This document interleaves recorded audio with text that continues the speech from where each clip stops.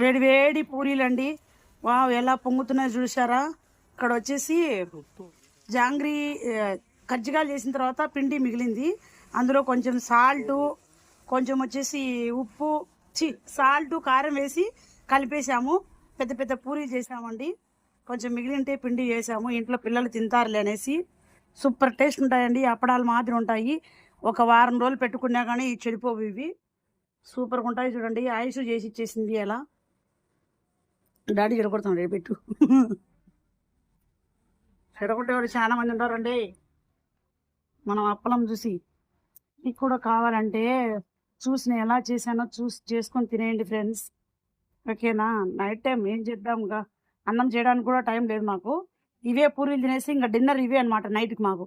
ఇవి తినేసి పడుకుంటాం మేము. ఓకేనా ఫ్రెండ్స్. మీ విలువైన టైం కేటాయించి ఇంతసేపు చివరి వరకు వీడియో చూసినందుకు థ్యాంక్ యూ సో మచ్ అండి. ఫ్రెండ్స్, పూరి చూసావా ఎలా పొంగుతుందో. దాన్ని పొగిడినా ఎంతసేపు నేను, అందుకే పొంగుతుంది అది. ఓకే.